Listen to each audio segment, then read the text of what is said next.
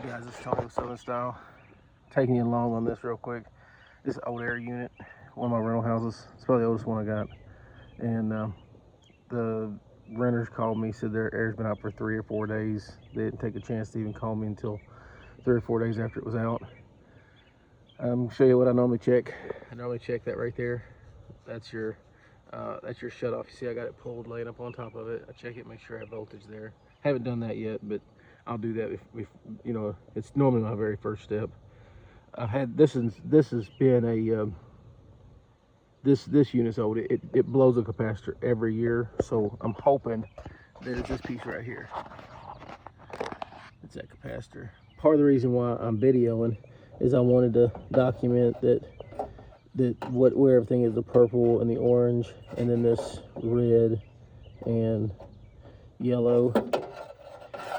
I could get into the technical part of what this is, you know, why they're hooked up where they're hooked up. I don't remember it. My dad was a heat and air guy, and I can't remember what he said, why they hooked up the way they are. I got friends that are heat and air people. There's, you know, if you can't do this, you know, anyone can, but if you feel like you're scared of it or whatever, don't do it. But anyways, like I said, I don't know exactly everything about it. I know what a capacitor is. I know what it does. I did go to school for electronics back in the day. I work in the industry of electrical industry, but it's not, you know, heat and air. Now, if you look at your capacitors right there, that says 30 plus 5 UF plus minus 6%. Now that 6% means that you could go up to like maybe a 35 or down to a 25. Now this one here has been upped, because last time it blew, all they had was a 30. I think it was a 25 originally, and I put a 30 on it because that's what they had. But we're gonna check it here real quick, let you see it, see what it does. All right, let me sit here. I'm gonna get my photometer out. Handy dandy photometer. Now I don't know exactly. There's somebody out there that can be like, yeah, you're not doing that right. But I turn mine to ohms. I think it's on, maybe it's this one, diode or whatever. And you push that button. And then I think if you touch your leads together, it goes beep on this one. So here's my leads. I've got it set.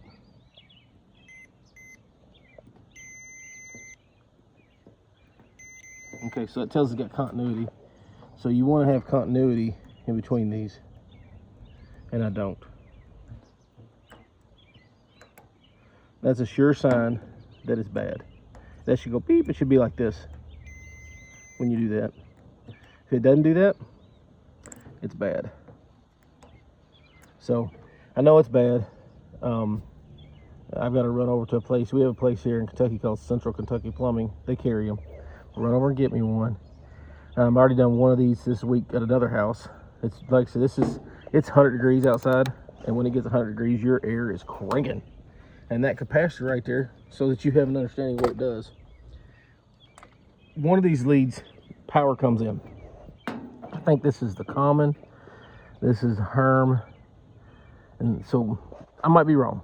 So I'm not even going to tell you which one does what. All I'm going to do is I'm going to tell you that, all right, so in instance, I don't know which one does what, but the power, I think the power comes in on this one. Okay.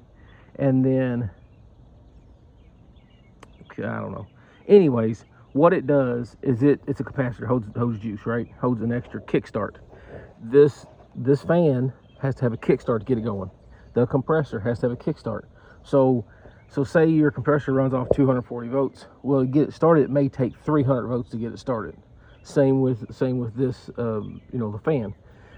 These ain't specifics, so don't hold me to it. But so what it does is it allows it to have hold a charge, and whenever it needs to kick on, and it calls for that, you know, that initial, you know, high charge of watts or amperage, it'll kick on and poof, it'll make it work. That's what it does. It gives it a few extra. It's probably more like a, not voltage, it's probably more of an amperage thing. Like it needs, you know, 50 amps to kick on, and it'll run off at like 20, you know. But so you have an idea. I mean, this is an old unit, and there's nothing wrong with it. I mean, it's weak. You know, it's been around for, it's probably put in the 90s or maybe even older than that. So it's, you know, it could have an antique tag on it. But you know, if it works, you know, why replace it? That's my motto. You know, I've always been that way. So if it works, move on.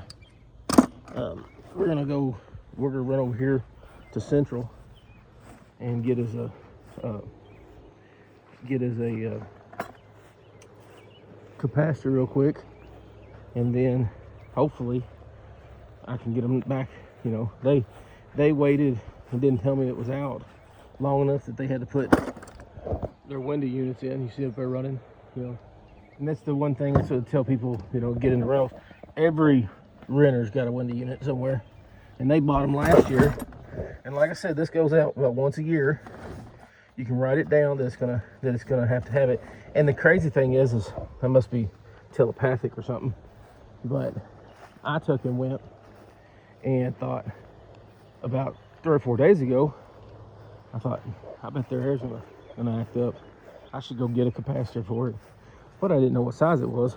So, and that was because the reason why I thought that is because I was working on one that has, theirs ain't but like 4 years old.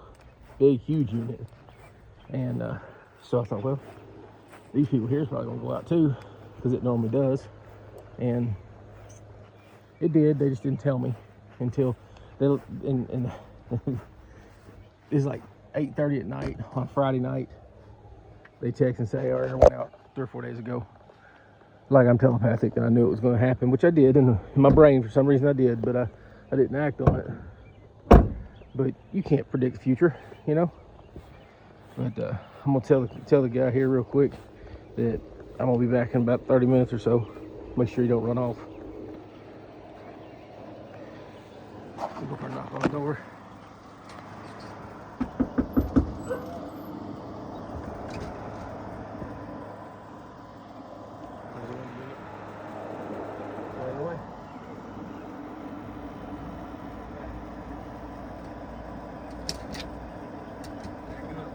That's all right. I gotta run to Central and get a new capacitor for your air, and I'll be back and we'll get it going. All righty, thank you.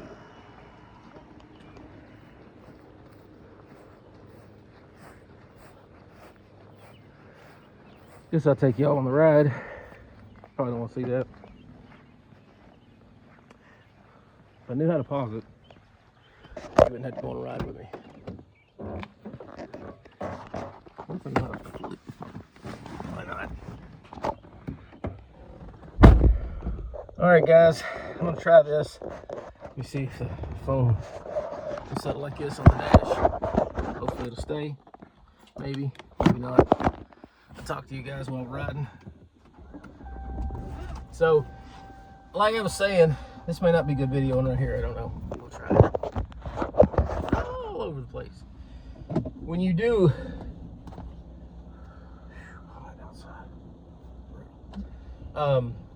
like that situation there where you know you got an older home, anybody that has central heat and air in their house, most of the time, not every time, but most of the time, when you put something in there, most of the time when your air acts up, it's going to be that capacitor. Not every time, but most of the time. You're going to find that every once in a while you'll take and have you know, maybe your breaker's tripped and you didn't catch that, or you know, your fan can go bad. There's only a handful of things that can happen to an air system. I'm not trained to work on AC, but I work on my own stuff. I did when I was younger. My dad, like I said, my dad was a heat and air electrical guy. He was a jack of all trades, master nothing. But his main trade was heat and air and electrical, okay? Anyways, so growing up, we'd go work on them. And he always had that funny joke. You go and replace that part, you know, it's $1 a part. And it costs $299 for him to diagnose it and replace it for you. And that holds true today. That's a $26 part, I think. But it's a $26 part, but at the same time, it's, you know, a guy's going to drive out here, he's going to charge you $275 or so to replace it. So you kind of run into that. You know, they have a set fee, and if you can go out there to your air, and first thing you do, so I don't get nobody saying nothing about the video, the very first thing you do is you take and unhook it from the power. That's why every air unit has a disconnect out there. If it doesn't have a disconnect, then you've got to go in the house and you've got to find the breaker. Like that house there, it doesn't have breakers. It's an old home. It's got fuses, and I'd have to go in there and pull the main fuse, which would kill the whole house, because the way they wire them up, they probably either have it wired on the main straight off that coming out of the main, or they have it wired up coming out the range, because there's only 2 fuses in that, really. That's a whole different story. But anyways, with that being said, you'd have to go in there and you have to unhook it or whatever. So you have a disconnect outside where you can just, like a hot tub disconnect's what that is. And you just pull that thing, cut the power to it, and then you start testing. Now, could your compressor go bad? Sure. Can your fan be bad? Yes. Could one of them go bad and cause that to blow that capacitor? Absolutely. You don't know yet. I just know the capacitor's bad, and the best way for me to test things is to see that the capacitor's bad, and then I go and replace it and see if it kicks on and works. You know, it's one step at a time. Now, if the compressor's bad, you're up the creek. You know, you're up shit's creek. You know what I mean? But if the fan's bad, that's something that you can buy. You know, you can buy a fan and you just pop the top of that sucker off, bolt it in, it plugs a couple wires in it, bam. Take some pictures of it, make sure you hook it up right. Always have a disconnect from the power, and then kick it back on. It's not that hard. But that compressor, the reason why I say you can't really do anything to the compressor, because it's hooked to the coils, it's hooked to the line set, it's hooked to the A coil, it's hooked to the dryer, it's hooked to all the components in there, and it's got Freon in it. So if it goes bad, you have to have a licensed professional come out and take the charge out of it, which has the Freon, and then they'll take and replace the compressor, put it back together. But as old as this unit is, the compressor's bad, it's cheaper to have them put a new unit in. Unless you find some old guy that's got like a couple of those, you know, those old compressors sitting around. You know, he's like, yeah, I can make it work. You know, if you find some guy in his 60s that, you know, been doing heat and air his whole life, you know, that saves some of them, because there's some guys out there, don't get me wrong, I'm one of them guys. If I was doing stuff like that, and I took one out because somebody was like, I gotta have a new one because I want a new one, and there's nothing wrong with it, well, shoot, I'd take that sucker and save it, you know. And you can do that. And for the cost, you know, I'd been thinking about this house for a long time. We bought this house. It's a nice house. I had to jack it up. I had to do a lot of stuff to it. But anyways, we bought this house knowing that, you know, it's an older unit, but it does have central heat and air. You know, it's got a gas furnace in it with a A coil on it off of the air unit, so it's not, you know, it's not a heat pump. It's an expensive setup, really. Gas furnaces are high, but with that being said, on it, you know, the central heat and air, you're not really roped into it. I could always put mini splits in. You can almost do those by yourself. Actually, I think you can nowadays. I think they're self-installable. And because I think the charge comes in the line set. I think the actual lines are actually filled with the Freon. When you hook them up, you open the valves and bam, it does it itself. You can do that in a house like this because it's an older home, or you can buy a all-in-one outside unit where it has everything's in the you know, outside where that piece is. It's got the A coil, everything, and then you just run 2 ductworks up into the attic and tie into your existing ductwork that way. Sorry, I'm dying of thirst. It's hot out here. I like these little drink packets of water. This is a Kroger water, not a plug, but it is. But anyways, you can buy one of those units. You can buy those off of the Facebook Marketplace for a little bit of nothing.